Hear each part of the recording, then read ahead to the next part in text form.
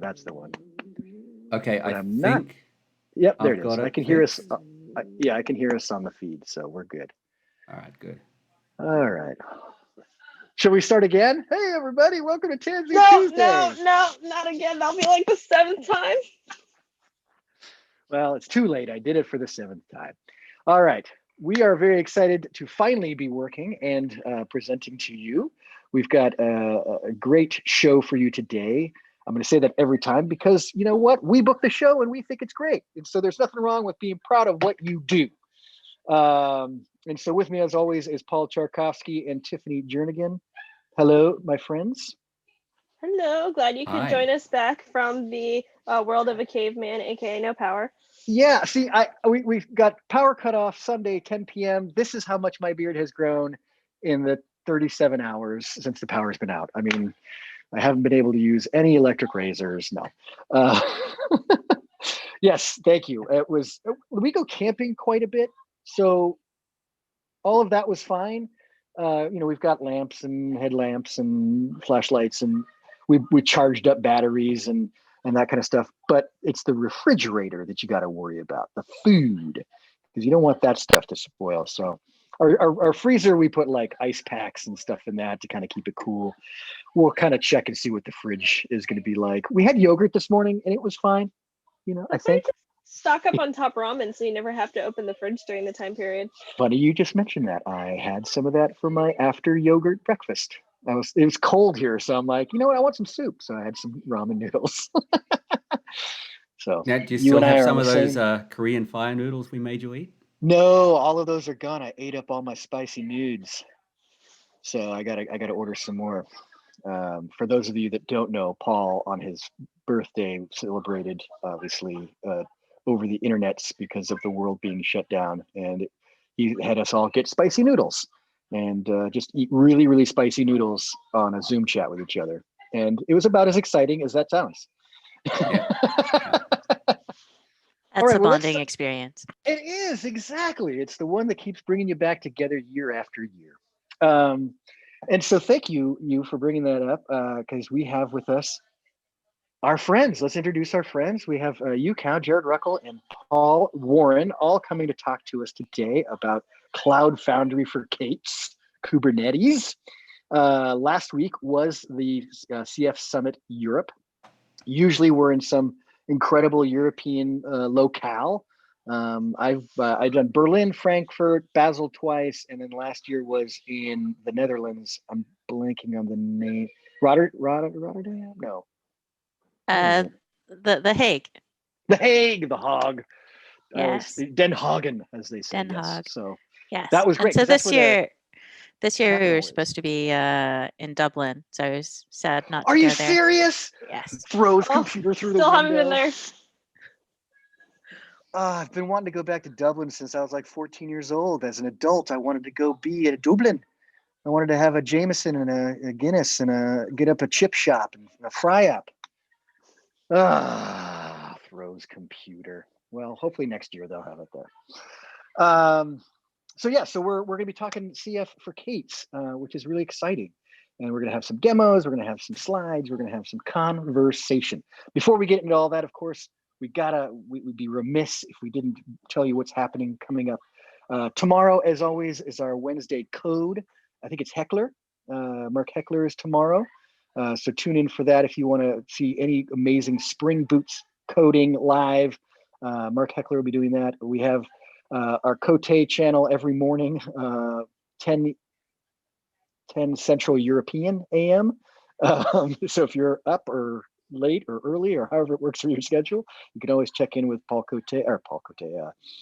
He's just Cote. He just goes by Cote, but Michael Cote. And then Mondays is the Between the Keyboards and the Chair with our friend Nate Shuda. So that's what's all happening on our show channel. And then of course we pump in, thank goodness it's Kubernetes, TJIK on Fridays. And Tiffany, you're hosting this one? Paul's fault. Paul Charkovsky, Paul's fault. Nailed it. Excellent. So definitely tune in because our very own Tiffany will be hosting, which we're excited about these. Yes, all these videos get posted to YouTube. But if you just go to our Tanzu.tv channel, you can find our previous links, and it will direct you to the YouTube. And if you're watching live and you're like, oh, I want to watch this later, they usually go up by tonight or sometime tomorrow. So within a 24-hour period, you'll get this show or the other shows up on our history channel. And then when's Cubecon coming up virtually? 17th November. Sounds November right. 17th. Wow, so that's coming up. That's usually in San Diego. That's where it's been the last couple of years, which is fun. But where was it supposed to be this year? Boston. Chicago? Boston, that's I right. thought. Boston. Back to Boston. Yeah, I love Boston. Man, we're missing all these great cities. But at least it's Yeah, going and I to could've be spent a my- US time zone. It's true. That's right. At least it's a U.S. time zone. I would yeah, have I would hung go out for my birthday there the day after Cubecon. Otherwise, You're the November 18th. no. Cubecon's not one day. 20th? Whatever. 21st. 21st. That would have been pretty My exciting. We sister's the could have 29th, celebrated so- your big 4-0 I know. with the Cubecon. Okay. Well, it'll be the big 3-0. Thank you. Whatever. This is the Happy new early 40. birthday, Tiffany. Yes, nice. Thanks. Thank you. And actually, I just achieved my 4-0 in September. So Happy belated birthday. Mazel tov. yay. It's funny. I'm 42, and when 40 happened, it was just kind of like, yeah, it kind of feels like 39 yesterday, but just another day older. So I definitely am like more creaky and more tired than I certainly was when I was 30. But Yeah, I'm screwed you- then. I'm always you- tired. as they say, you're as old as you feel inside, and I feel 70. So there we go. I've just always wanted to be an old man, and I can't wait to get there. Wait a minute. Okay, enough about you. How about we hear about those three? We're not done announcing. Oh, No, are we done? Do we have anything else besides the TGIK and Cubecon, and then obviously our channel? I guess that was what if we you discussed. if you can't get enough of me and my Right. razor sharp wit, you'll actually see me tonight at 8 o'clock Central Time on DevOps Party Games. If you go to devopspartygames.com, you'll see the details there. And I believe it ends up streamed on Twitch, but not our Twitch, someone else's Twitch. What are you all playing? Among Us or something like that? No, we basically have a DevOps themed version of the Jackbox Party Games. And so we basically just make fun of ourselves and, DevOps memes and Twitter nonsense. That sounds Sounds fun. amazing. Yes. 8 p.m. Central Standard Time. Okay, great. So yes, Tiffany, you're right. Let's move on to the reason why we're here, the reason for the season, our friends introducing Cloud Foundry for Kubernetes. Where are you in this world today? Yeah, I'm in South San Francisco. So, West Coast, represent. That's right. Just across the pond from me. I like calling Orinda the other O-Town. It makes it sound a lot more hardcore than it is. As a sleepy bedroom community, it's hard to have any street cred. Well, good. And I will only mention this because we're sad about it, but today is technically your last full day, or is tomorrow your last full day with the company? Tomorrow is my last full day at Alright, VMware. Yes. 10 years. We're very, very happy that you gave us 10 of your wonderful years, your 30s, basically. Thank you for your 30s. And all welcome. the congratulations and best of luck on the next adventure. Thank you. I'm excited to take some time off, but I'm more than excited that we were able to, achieve some really great things with Cloud Foundry, and I'm excited to watch from afar, maybe not so far away, this next chapter as we take Cloud Foundry to Kubernetes. Absolutely. 10 years, you have definitely seen the rise of, the CF push, kind of Diego, the changing of that for the enterprise level of customers. And by the way, my monster is attacking me, so you might hear some gruntings and snorts because she's wants to sit in my lap. But so yeah, you have definitely traversed that terrain very well. So thank you for your service. It's been Let's great. move on. to Jared Ruckle, my mate, Gerald. We've actually done a few shows together as well, so it's always good to see you. Where are you coming to us today?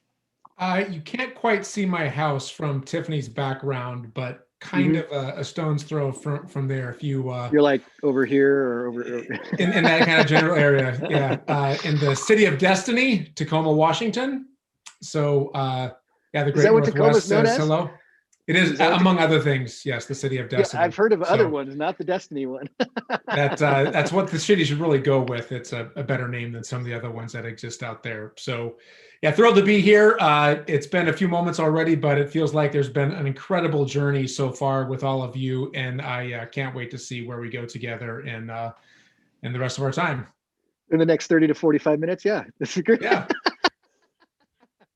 And then Paul, it looks like you're just outside San Francisco yourself, standing on a bluff looking at the Golden Gate. I take it you're a West Coaster as well. I am on the West Coast, yeah, not too far from yourself, Bob, by the looks of it. I'm in San Ramon in the East. Oh, yeah, of course. Yeah. My sister teaches at San Ramon Valley High. So if you have any children that go there, tell them to get her as a Spanish teacher. She's a fantastic teacher. I will do. I will have one there in a year or two, actually. Oh, okay, great. Well, there you go. Yeah, Miss Brindley. Yeah, she's awesome. I think she's the Spanish 2 teacher there now. She was 1 for a while. Now she's 2. But anyway, yeah, San Ramon. And by the way, you said San Rafael earlier when we were off camera, and I really appreciate you doing the proper pronunciation. Here in the Bay Area, we call it San Rafael. Just, I don't know if because we're lazy or whatever like that, but it really is San Rafael. So thank you for doing that. I just wanted to No problem. point that out. All right. So anything else we need to discuss? We're kind of 14 minutes in. Our technical difficulties kind of bled into a little bit of our time, but we have all the time in the world. I think we're ready to go. Who's kicking us off? Who's got the share screen? I think that would fall to me, and I work in marketing, so my weapon of choice here is going to be slides. Hopefully, much to the delight of all of you on the stream here. So let's see how we go. All right, I've been told the font can look a little screwy unless we're in presentation mode. So hopefully, the fonting looks immaculate. So yeah, we're here. Cloud Foundry. It looks good on the stream. Yeah, Sorry, awesome. looks good on the stream. Looks good on the street as well. So we're here talking Cloud Foundry. Bob mentioned the magical phrase CF push, and seeing how we can take that developer magic and bring it to the world of Kubernetes. And there's been some pretty good progress on that front. So we'll step through a couple things here and then get to the stuff that y'all really want to see, the code and the demos and whatnot. All right. So why do organizations like Cloud Foundry? There's probably a lot of reasons, but it's kind of all about figuring out how to do this software stuff a little bit better than what was typically an enterprise status quo. It's all about these business outcomes. You got to ship great software. You got to ship differentiated digital experiences, and ideally do it faster than your competitors, so you can gain that market share, keep your customers happy, all that good stuff. Keep your devs happy and productive. CF push, as we've talked about, favorite vanity license plate in the community. So grab it in your state if it has not been spoken for already. And then microservices. I always think of The Simpsons when I see microservices, the cause of and solution to life's problems. Microservices are both of those things, as it turns out. And then security is a pretty big deal too. Nobody wants their company to be on the front page of the Wall Street Journal for the wrong reason with a hack or data breach or something. So Cloud Foundry has a pretty slick security story, as well. So that's kind of the awesome sauce with Cloud Foundry, and it's been around for most of UE's 30s, as it turns out. So this has been kicking around for a while, and it's been used in a lot of places. But the world keeps on turning, to quote Journey. And what we're trying to do here is take some of this awesomeness of Cloud Foundry, that developer experience, specifically, and see how we can make that something that is really meaningful and impactful in the world of Kubernetes. There's a lot of folks that are standardizing on K8s for obviously a fantastic reason, but just standing up a K8s dial tone doesn't automatically make your developers productive right out of the box. So there's a lot of stuff you can do and a lot of stuff you can consider to make your devs productive on top of K8s and get your code to production. And we think that Cloud Foundry on top of Kubernetes is one of those, fantastic things that folks should be taking a closer look at. So what we've tried to do in the project that Yui and Paul talk a little bit more about is take this wonderful power of CF Push, that developer API, and really infuse it with all the Kate stuff that everybody's excited about. Istio, Kubernetes itself, FluentD, all those really exciting projects that are on that kind of CNCF Foundation landscape slide that we all kind of puzzle over from time to time. It's also really easy to get started with CF for Kates. Really small footprint. You can download it in a few minutes, get up and going on your local laptop or your favorite Kates environment, either on-prem or in the public cloud. And this kind of a remastered flavor of Cloud Foundry gives you a lot of flexibility to put your applications at the edge. A lot of retail locations, for example, you're thinking about putting Kubernetes clusters inside their stores and then having apps work inside the store, being hosted and served from inside the store. A lot of pretty slick things you could do with something like that. And the traditional Cloud Foundry infrastructure just didn't allow for that type of flexibility. So there's all kinds of pretty awesome upside to this new approach. And as we were just lamenting, CF Summit Europe was virtual last week, not in person. And Yui can take us through some of the pretty exciting highlights from that show, in particular the milestones as it relates to this project. Yeah, CF Summit last week was really great. I really suggest if folks should check out the videos that were just posted. I think all the sessions have been posted now on Cloud Foundry's YouTube channel, so you can hit the playlist there. CF for Kates, conveniently or not, hit 1.0 last week. Really excited to see that happen. There's the repo. There's a link to that. The project website, I think, is really great, really approachable. I hope folks will check that out, give it a try.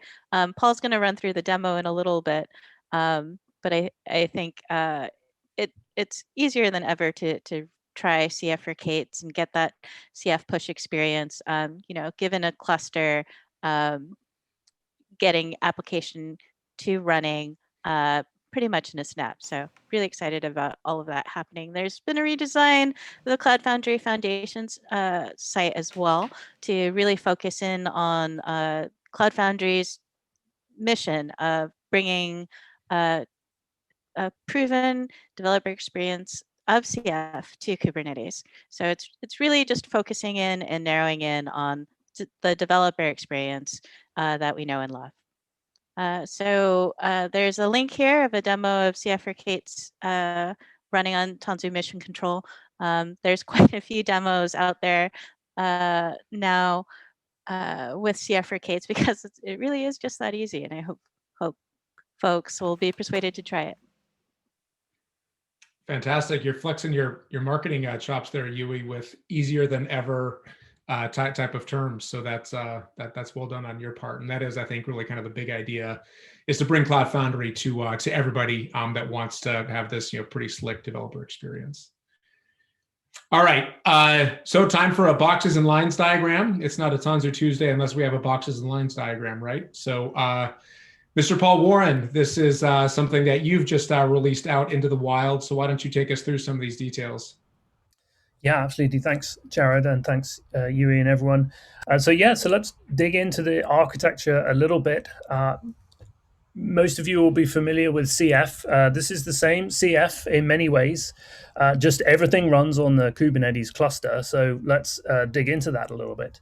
As you can see, with CF for Kates, the system components and the application workloads that are CF pushed by the developers are all running on the Kubernetes cluster, as I mentioned. To those that are familiar with CF, as we cast our eye over the architectural diagram here, we see lots of familiar names from the CF deployment that runs on VM, a version of distribution of the Cloud Foundry product. But all components have undergone either a containerization effort to make them Kubernetes native, Cloud Controller and UAA being two good examples here, or a complete re-architecture. Of particular note here are the networking, logging, and metrics components that now lean heavily on CNCF projects such as Istio and Envoy, FluentD, and Prometheus. And finally, some of the components are completely new, those being KPAC, Paketo, or Cloud Native Build Packs. That's the open source components from VMware's Tanzu build service that we actually reuse in Cloud Foundry here. And Arini, which is another new component, which is a collaboration of Foundation members that kind of made the scheduling pluggable, so we could plug in different schedulers on the back end. So in the old world, we had Diego, which was our our own container scheduler, and in this new world, we have Kubernetes, which replaces Diego. And Arini is the clever little shim in our architecture that allows the cloud controller to say, here's a workload, I'd like you to run it for me in the cloud. I do not care how, picking up on our previous taglines. So that's what the Cloud Foundry components. Some of the components you have to bring with you, those being load balancing and the app registry. Load balancing really isn't kind of part of Kubernetes out of the box. So it's something you kind of layer on top, and there's a bunch of different ways of getting traffic into your cluster, lots of kind of variants there. So you have to bring that component with you, and the app registry. So we're operating in a new world here that's fundamentally based on containers. So it stands to reason that we're going to need an app registry in there too. And so we'll look at those bits as we go through the demo a little bit later. And then there's two more boxes on the bottom there, which is CAP and YTT. So with this distribution of Cloud Foundry, we are using an entirely new toolchain in the name of Carvel. A very exciting toolchain that is, in many ways, it's a little bit like Spring. I think of it a little bit like Spring. These are independent.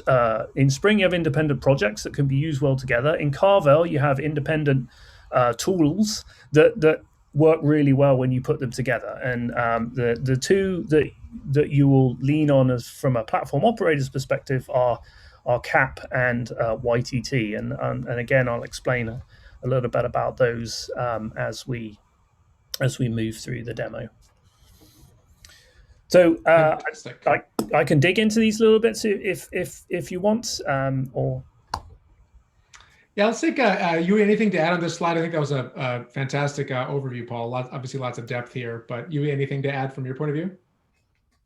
Yeah, I mean, I think this is a good view of the pieces. It's just, there are some of these pieces are more pluggable than others. You've got the Postgres database and the registry there. That could certainly be an external, like HA database or registry. And certainly the capabilities that are brought to bear. So like by having Istio there, you have encrypted communication out throughout the platform, which is super awesome. One of my favorite features coming from like secure by default perspective. So and yeah, there's just a lot of good stuff from adopting things in the Kubernetes ecosystem that have matured and really thoughtfully bringing those things in. Yeah, fantastic. Please, Stephanie. Yeah, because you can't see my face. Yeah, basically for me, like the way that looking at this at a high level, that makes everything connect more with when you're actually playing with it. It's like, here's your Kubernetes cluster. Here's one section that is your system namespace, which has everything that is listed here under system components. And then when you run things, everything that you're running is that app workloads in its own namespace. Okay, I'm done. Yeah, no, that's a great point. Certainly, just to start with, the app workloads are going to be in the app workloads namespace. I think one of the near things that folks really want to look at is, how can you send workloads to maybe different namespaces and kind of segment workloads in that way, or maybe even other clusters, and you really start to scale the platform in that way. So I'm really excited to see the next steps there. Maybe I'm leaning too much into the future. Yeah, I think that's right, Yui. One of the exciting things for me about CF4Kates is that when I started learning Kubernetes myself, I pretty quickly realized that actually Kubernetes is it's quite involved. You have to know quite a few things. Even as a developer, you have to create a whole bunch of complicated YAML just to get your application out there, and then you have to go create a whole bunch more complicated YAML to get traffic into your application. And then that's just the developer. The platform operator's got to think about how to run this Kubernetes cluster in a multi-tenant way, because he's got multiple development teams trying to use it. And so I think, for me, one of the exciting things about CF4Kates is it represents, the learnings and the knowledge and the best practice from the entire Cloud Foundry community. It's kind of taking all that and it's kind of embodying it in the CF4Kates in product. So it really is, best practices on how to run a multi-tenant cluster for your development teams, and then giving your developers on top of that the nice CF push experience. Cool. I think that's a fantastic segue, Paul, whether you planned it or not.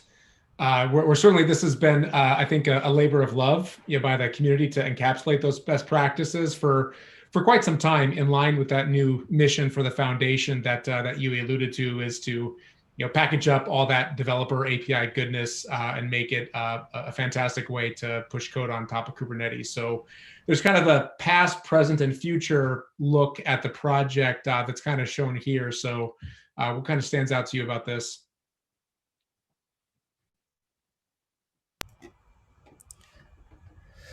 I think for me, it was a journey for sure to get to 1.0. It was a very interesting. We essentially to get the platform up and running on Kubernetes, we kind of went after an MVP approach. It was like, well, let's get CF push working and work out from there.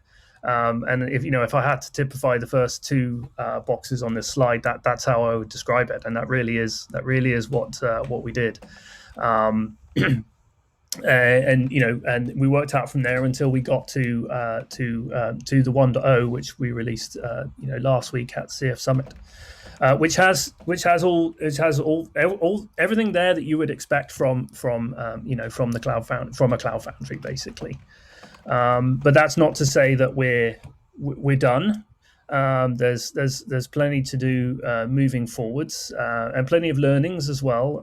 We really want to learn from the community, and so we're really trying to do everything we can to encourage that, and we would love people to tell us what they think. So this thing is installable on a laptop now, unlike the previous for VM's version.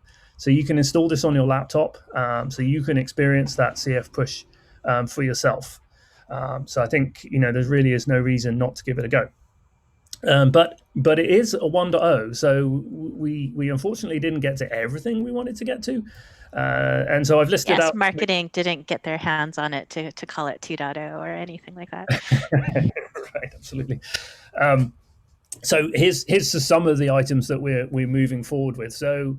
And the first one's a scaling interface, and this is a great example of where we would love community feedback. So we shied away from adding a scaling interface to the product itself. As you'll see later on in the demo, there's lots of things running under the covers, and as you run it in production, you'll need to horizontally scale those and vertically scale those. And that would represent a lot of dials and switches for the operator. But in this Kubernetes world, there's other ways of doing this. So there are things as vertical and horizontal pod autoscalers. And so maybe moving forwards, it's the community's wish that the majority of the time they'll scale their Kubernetes clusters and therefore their Cloud Foundry instances via these things. So we kind of held back a little bit in this area to give us time to learn both ourselves and from the community. And so I think we're at the point now where we want to try and distill some of those learnings back into the product. So we're going to be working on the scaling interface, and now's exactly the right time to get involved in that if you would like to input. A second area where is secrets management in our full VMs product. We have CredHub, which does the management of the secrets and certificates and keys and all that good stuff on the platform itself. With CF4Kates, it's a kind of out-of-band activity at the moment. So the operator has to manage all those things in the input file that they feed to the platform when you deploy. And clearly, we want to do a better job of that. So we want to move that into the cluster, which is what that second item there represents. And then image management. Again, in the for VMs world, we had this kind of nice separation of operating system from the software release on top of it in stem cells and BOSH releases, and that gave us this really unique characteristic of being able to patch all of the operating systems and all of the VMs in your deployment with a single deploy command. However, when we move forward into this Kubernetes world, we don't have VMs, so we don't have stem cells, but we're still committed to providing that same capability. So we'll have a track of work which you'll be able to see on a GitHub project under the title Image Management, which is to do exactly that. It's to try and to allow platform operators to patch when CVEs occur, to patch the system images and of course those of the application with a single command. And I think Yui alluded to it earlier. We're already seeing people express that they would like to use certain CNCF projects for their networking stack or for their log management suite and so on. So I think you will start to see Kubernetes, start to see CF4Kates, become more pluggable, so that operators can run CF4Kates on top of the components that they wish to. So we can start to see some of that. And lastly, but not least, we're learning every day, and we'll continue to distill those learnings on how to run a multi-tenant cluster well down into the product itself. Yeah, that's a great look at the future, Paul. And I love what you said about the image management, where the community's come to expect certain outcomes from Cloud Foundry when it comes to the full stack patching and being able to do it with a bare minimum of downtime. And so trying to achieve that same type of outcome, I think is really kind of indicative of a lot of what this project, is about, where Cloud Foundry has made certain promises and delivered certain outcomes at pretty crazy scale. And those things are still really important outcomes. We just now want to deliver those outcomes with really kind of a new set of ingredients. Yeah, absolutely. Yeah, that's a great way of characterizing it, Jared. All right, should we jump to the demo, Paul, and in your words, give it a go? Yeah, let's give it a go and see what happens. Yeah. Okay, yeah, see what happens. All right, I'll stop sharing here. I can share my screen. I think I want to share this one. Hopefully you can see some slide notes, which you don't see. All right, so let's explain the screen setup a little bit here. I have on the right 2 iTerm sessions. I have the top window, I'm in the CF4Kates repository, and in the bottom window, I'm just in the Spring Pet Clinic, which is a repository I cloned earlier. And then on the left-hand side, I've got Octant up, which is an open source project from VMware. There's kind of like a developer-oriented Kubernetes navigator. So this is really good for learning how to learning Kubernetes itself, and then for us, it's a really great way of having a look at what's in CF4Kates as we install it and we do things with it. So the font look all right? Is it legible? I can do this. Tiffany or Bob, Paul? Yeah, I'm looking at it. The stuff on the right looks good. Okay. I'll go to full screen here. Stuff on the left is a little small, but it's still readable. I can do this, and I will be maximizing that, I think, a little bit. So please let me know, and I can drill in as need be. Got it. Yeah, but yeah, it looks. Yep.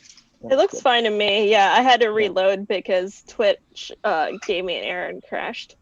Classic Twitch, am I right? I know. All right. Yep. Sounds great. You may proceed, sir.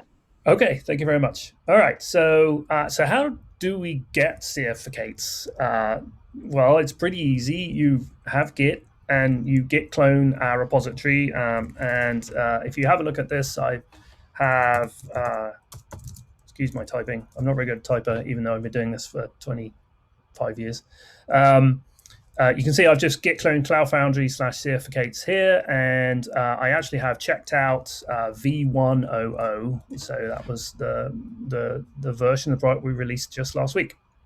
And to get started, you need to create yourself an input file. Well, how do you do that?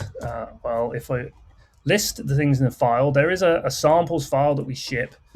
So you can start based on that, or if you want to create it for yourself, if I just go full screen here, this is our nice website. If you go to docs, Yes, and our website. our full website, and you can see there is a deploy parameters here, and this lists out all of the deploy parameters that we currently support, and it tells you whether they're required or not, and so you can go through this and create that yourself. And it's just a YAML file. Or the third option is you can run our generate values, which is in a nice hack script. We use this behind the scenes. We run a lot of our stuff on GCP, so it's kind of oriented a little bit towards that, but feel free to use this. And just to explain it a little bit, it takes two parameters. The first is the -d, and that is the domain name that you wish to associate with your deployment. And this one looks a little funny because I've parameterized it, because you can imagine as the product manager, I sit there and install this thing multiple times a day. So I kind of parameterized it for my own purposes, but that's just the domain. And then the second parameter there is a -g, and I'm pointing it in this case at a Google container registry. So if you remember, I said you had to bring an app registry with you. In this case, I'm bringing a Google container registry. The -d is mandatory. The -g is not. But if you don't supply that, then you have to go back into this file after you've generated it and just supply these 4 app registry settings here, and you can point that at Docker Hub or hopefully Harbor, and that will suffice. And so we run this and we stream it out to an input file here. I'm not going to do that because I've done it ahead of time. I don't mind showing you this thing because this is an ephemeral cluster and will go away. So you can see, we've got all the things in here we might expect, the domain that we fed in, the domain for the apps, various secrets, and as we go down, certificates and so on. So just a regular old input file. So we've got that. So the next thing we will do is run the toolchain to actually install it. And I'm just going to list the directory again. The one thing I wanted to show you here is I just wanted to point out the config directory, as that's going to become important in a second. So with our input file, what we would do is we'd run this cap deploy. And as we mentioned earlier, cap, and there's actually 2 commands in here, the other being YTT, are the thing that will install certificates for you. And they're from Carvel, which is our new toolchain. So YTT stands for YAML templating tool, I believe. And this thing kind of knows how to take YAML templates and turn them into real YAML. In our case, we're giving this thing 2 parameters. The first one is the -f here, which is actually pointing to this config directory up here. So that's telling it where the Kubernetes resource templates are. And then the second parameter here is the -f. I can make this a little bit bigger. Is the -f here, and pointing it out at our input file. So really what YTT is doing for us here is taking that input file, taking all the values in that input file, plugging them into the templated Kubernetes resource YAML, and giving us some real Kubernetes resource YAML that we can kind of throw at the cluster. And that's exactly what we do. So we take all that and the result of the YTT command, and we feed it into the cap deploy that you can see furthest on the left here. And we say, take all this Kubernetes YAML and go make a deployment out of it for me and call it CF, which is what this -a parameter is here. So if I go ahead and run that, what cap is going to do, and you use cap for a first product install and you use it for an upgrade.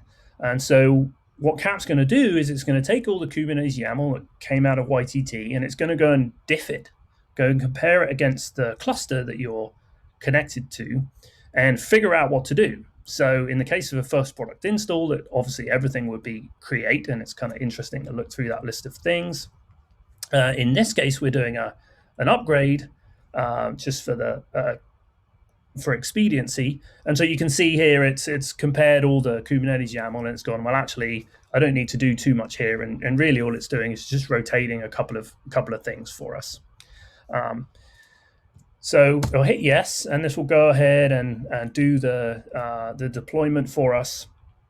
And you can see it was really, really quick. And this is kind of indicative of CF for K8s in general. So a first product install, so going from nothing but an empty cluster to CF for K8s will take around 7 to 8 minutes at the moment.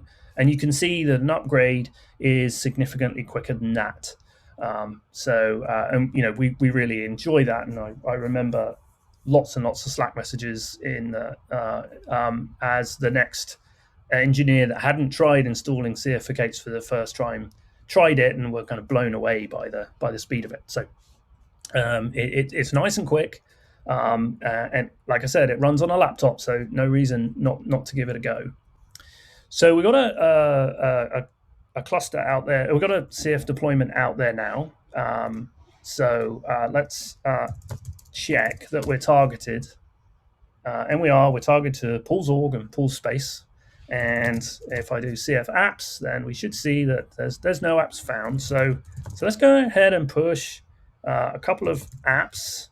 So I'm going to push Spring Music and just call it music. This is the famous Spring Music. And in this case, I'm pushing a Docker image. We still support that. So I'm going to go ahead and push that guy. And then down in this bottom window, I'm going to go ahead and push Pet Clinic, and that one is a source app. So the top one's a Docker image, so it's literally going to get scheduled on a cluster. The bottom one is a source, is app, so it's going to go through the whole source to image process, whereby KPack, which uses the cloud native build packs, will firstly detect the language of the application and build if it needs to. It will then combine those pieces with runtime bits that it needs. So in the case of Java, it might combine it with App Server, for example. And then it will take the product of all of that and make an image out of it. And then it will then post that image up in the app registry that we gave our deployment. And then finally, it will, once it's got an image, it can then schedule that onto the cluster. So let's have a look around whilst we're doing that. I'm just going to make this full screen. And what we're looking image seems to be up and going already. I think so, yeah. Yep, it's doing the detection. So let's have a look at these namespaces we have in our Kubernetes cluster. So, and I'll just run through these top to bottom. So the first one we've got is the blob store there, and DB. So, for production, you would always run against an external blob store and DB, and you can configure CF for K8s to do that. But if you don't, then we have kind of this batteries included developer edition setup that you'll just get. And so we'll put a single instance blob store and DB out there for you. So that's what those are. And you can go and inspect these things. They'll have Minio and Postgres running in them, and they'll have persistent volumes attached and all of that good stuff. CF systems, kind of where the bulk of everything works. So if I go to workloads here, maybe we'll view it by this and have a look at CF system. You'll see a whole bunch of stuff in here. So we can see, CF API clock, CF API controllers, CF API deployment updates, CF API server. So that's kind of all and the worker, that's kind of all the cloud controller, although we're trying not to call it cloud controller now because it has different connotations in Kubernetes world. So we're giving it its real name, which is CF API server. That's all the bits for that. And we got some pods for Arini down here. So that's the shim that allows us to schedule onto Kubernetes. And we have a second page here where we have log cache, which is metrics as kind of our logging and metric subsystems. Route controller is the pod that makes sure that every app gets a route by communicating with the networking subsystem to make that happen. And UAA is our authentication and authorization server that you will probably be familiar with. So that's mainly most of CF there. And then if we go have a look in workloads, let's have a look where we're at. So all of the apps at the moment get scheduled into this workloads namespace, and you can see here I note that we have a music dash pool space dash some ID and the pet clinic. And so those are actually our two apps that got scheduled. So if we go back to the iTerm in a minute, we should see that both of those have finished. So that's what they are. And they're the pods, but they're backed by, in CF4K, it's backed by stateful sets. So you can see the stateful sets for those two deployments down there. Staging happens in the workload staging namespace. And now you don't see any pods here. They came and went. But if we have a look at the events, then we should see some events in here that kind of roughly tell us what happened during that during the source to image building process of the pet clinic hack that we pushed. So you can see that the container got created, and then the export is once the image has been created, exports it to the image registry, and then it kind of finalizes that with the container completion events up here. So that's what the workload staging is all about. And then the last couple, I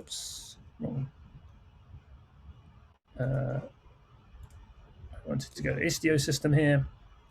Istio is where our networking subsystem lives, and so Istio D handles the initial the traffic initially as it comes in, and then it kind of forwards that onto the Istio ingress gateway, which is a daemon set. So there's one of each of these running on every node in your cluster, and then from there that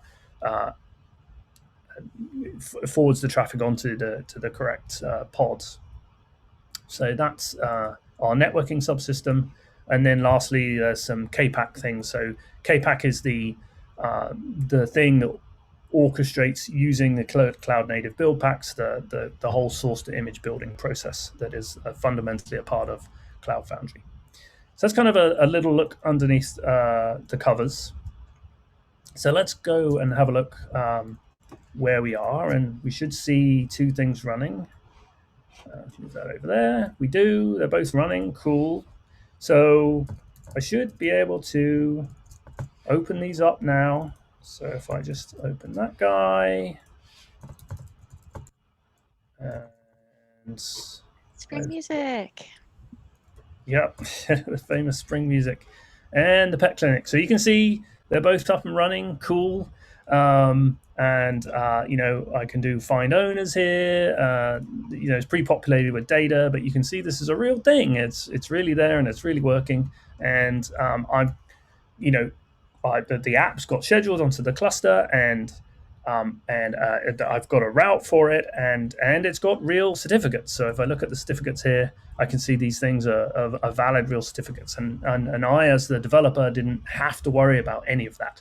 If I was using Kubernetes, vanilla Kubernetes, I'd have to worry about that, and so that's pretty cool. That's the famous push experience. And then Spring Music. So again, this was our I think this one was our source app, right? And then this one was our Docker image. So here we go. We have a Docker image pushed. I can add some stuff in here. Create a new I don't know, let's say it's blues, create some new stuff, and then maybe I'll sort this stuff and sort it.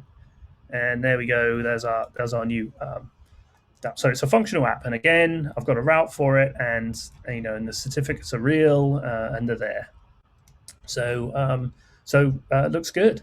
And that's hopefully a nice overview of the deployment of the platform and the user experience as a developer of the platform.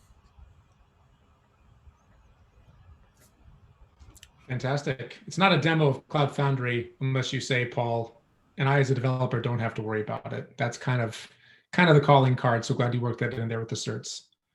As Onsa used to say, here is my app, run it for me in the cloud. I do not care how. Except I think now it's, here is my app, run it for me on Kubernetes. I do not care how. Breaks the haiku, but still relevant and accurate. Absolutely.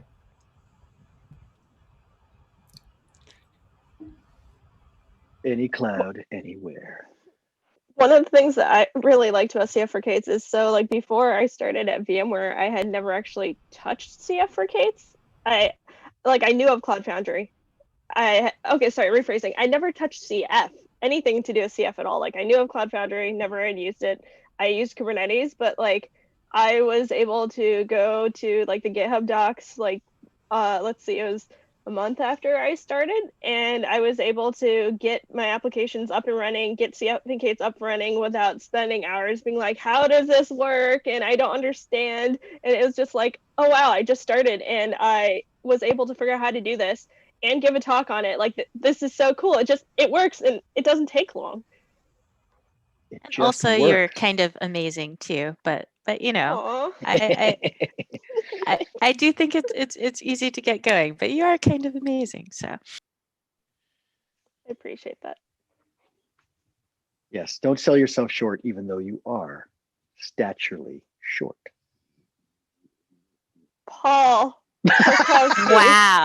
Wow. Go in there. Well, it's a rolling, continuing joke over the series of Tiffany being 5'1" and 40 years old. Just kidding. Oh, you're taller than me, Tiffany. I'm only 5'0". You are towering over her. Yes. Just walk up to her and look down on her. No. Everybody is wonderful in whatever size they come. I'm not a sizist. Am I a sizist? Probably. I'm just being very confused at Paul's face. Normally there's all this fluff going on here, and I'm trying to figure out what's happening. Did you just do that? Is that your surprise? So I was supposed to do this beforehand, but got distracted fixing my tech. But this is my face for the DevOps party games tonight. You see, I left the chops on. Wow. This is Bob, quite he's kind of thrown down the gauntlet where he's got electricity or the means to do such things. Yes. He's kind of spiking the football on you right here in front of everyone. I would feel the slap harder if I didn't already have this padding on my face. But yes, it is a slap to the face on, look at me, I've got electricity. Well, Kelly made it very clear that after tonight is done, that it has to come, the rest of it has to come off, which is fair enough.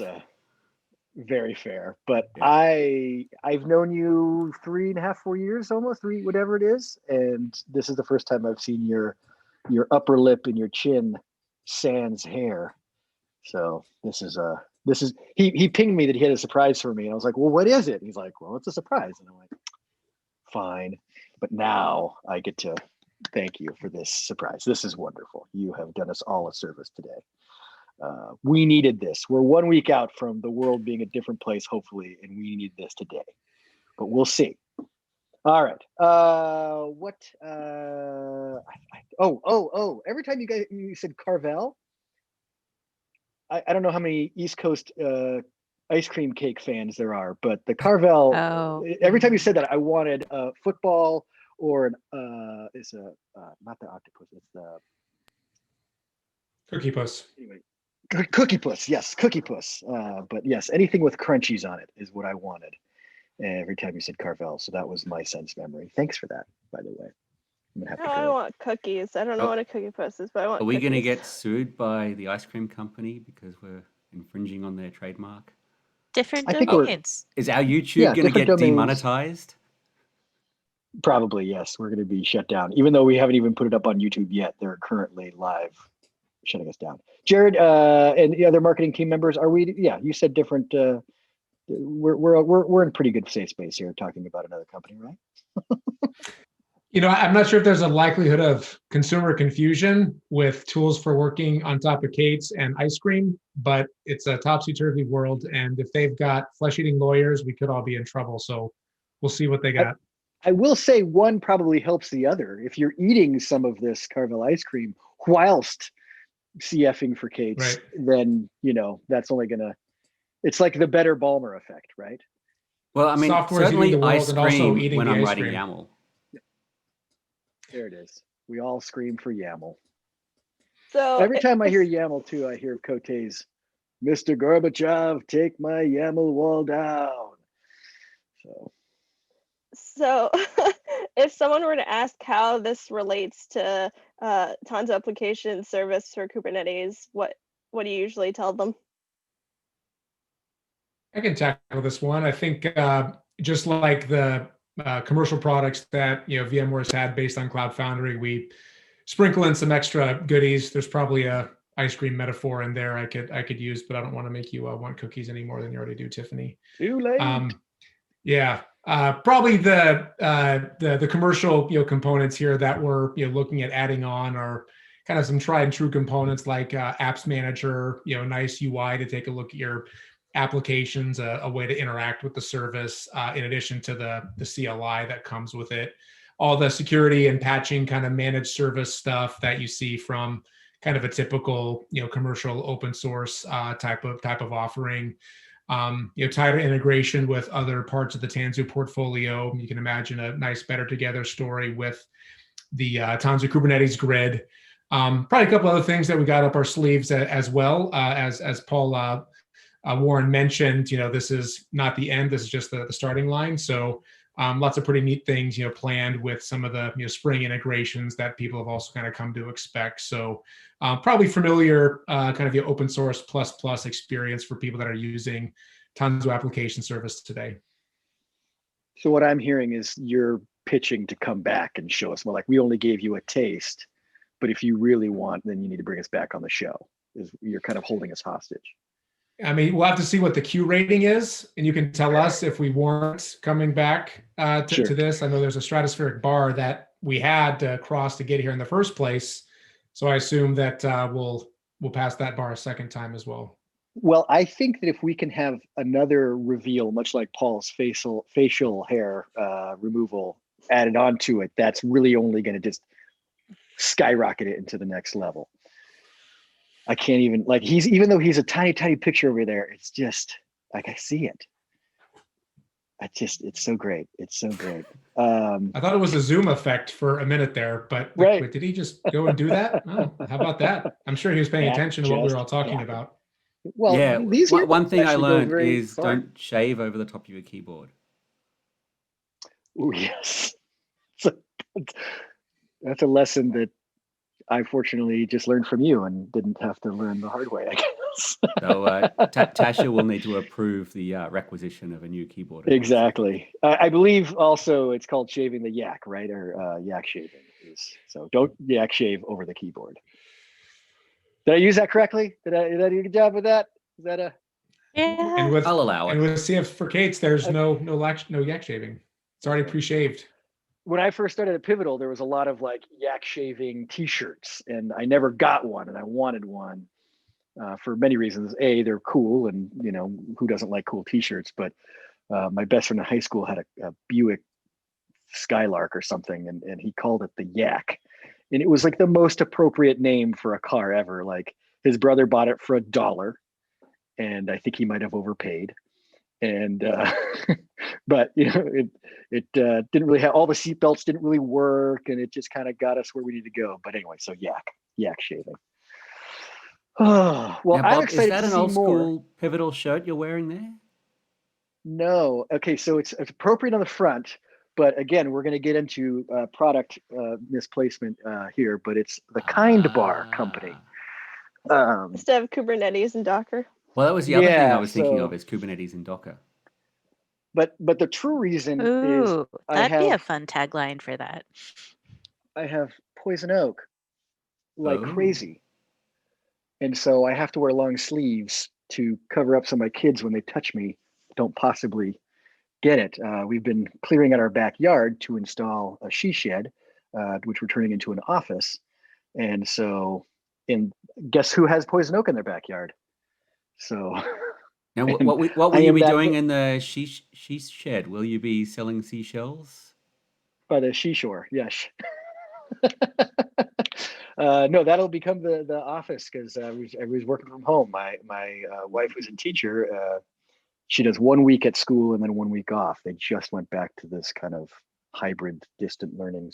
She's actually on her way to go get her COVID test for her second COVID test. So the nice thing is she gets the test. She has the discomfort, but I know if I have it or not because she, by proxy, since we live together. So I don't have to go through with the nasal damaging. Anybody here done a COVID test yet? Not by Yeah. choice. It's not so bad. Nope, just a nasal endoscopy yesterday. Oh, you went the other route. Everything okay up there? Theoretically, I got swabbed. Actually, I did get swabbed too, just not for that. All right. So Well, they I'm just on found like steroids a now. giant empty space up there. Wow. Come on, guy. Look at this guy. Now that he's shaved off his beard, Them he's fighting just words. got all the sass. That's a sass face. All right. Well, I just got Tiffany's unimpressed face. I'm happy. Yeah, that it was well received or well earned, excuse me. Do we have anything else that we need to cover business wise as we go down this rabbit hole of not Kubernetes, Cloud Foundry for Kubernetes? No, I feel guilty for making these other three suffer through craziness. Yeah, well, thank you all for suffering. Yeah. Just, elections coming up in the US. Vote, drop off your ballots, be kind to your yes. election workers. I'm working as an election worker, so please be kind Yes, to thank your you. election workers. Yes, absolutely. My ballot has been cast. It has been checked on the internets. So as far as the internet knows, it's been counted. So everybody do the right thing. Well, And you know what vote, they say: vote vote. early and vote often. That's right. I don't know about that often part, but Yeah, I'm just like, No. But yes, Paul, it felt great. You did great. This was great. Thank you Yeah. very much. Thank you. I appreciate it. This has been fun. I just Yeah. Other than Paul's, like, what did I do? I keep thinking you're talking to me. I'm like, I did do great. You're right. Not so much, says Bob. Yes, and of course, Yui and Jared, you were also great, but you hadn't spoken about your nerves, and so I just wanted to let Paul Warren know that he did fantastically. I am so thankful for all of you giving your time and wonderful knowledge to us. Thank you to our watchers at home, our viewers. I didn't see Sweet Killer 9. It is late in Bulgaria, Romania. I always get it wrong. We've got a Oof. Romanian regular but it's like 11 midnight his time. So sometimes he watches, but he always gets to replay. 11 midnight. What's that? 11 midnight. 11 or midnight. Did I forget the word or? I don't know. All right, I didn't hear it. It's a common side effect with poison oak is to just kind of forget, every. I'm poisoned. word. I'm literally poisoned. And I'm on steroids now. So I'm going to Hulk out. And by the way, don't take steroids right before going to bed because then you don't go to bed. You are up for 5 hours in the middle of the night, like you are jet lagged somewhere. And it's great. And it's really great. So anyway, thank you, my friends. Always These good to see you. tips from this show, they're just You like, get a little bit of don't Kubernetes, you get a little bit of shave life. over Yeah. the keyboard. Run All CF for happening. Kates. Yeah. So, all right. Well, we're going to sign off on this and tune in next week. Oh, who do we have next week? I've been so excited. I can't remember who we have next week. Gerhard Lazu? Yeah, Gerhard Lazu is doing, I know what it is, but my brain is, Gerhard is doing, yes, RabbitMQ. What can Tanzu RabbitMQ do better for you with Gerhard Lazu? That rhymes. Anyway, I don't know if he did it on purpose, but anyway, we're excited to have Gerhard. And so definitely tune in for that. Same bat time, same bat channel, 1 p.m. Pacific Standard Time, specific Standard Time on Tuesdays. Okay. Thank you, my friends. Thank you very much. Thank you. fun. Cheers. Bye. Much appreciated. And Yui, best of luck to you. Thank you so much. you. Mwah, mwah, mwah, mwah.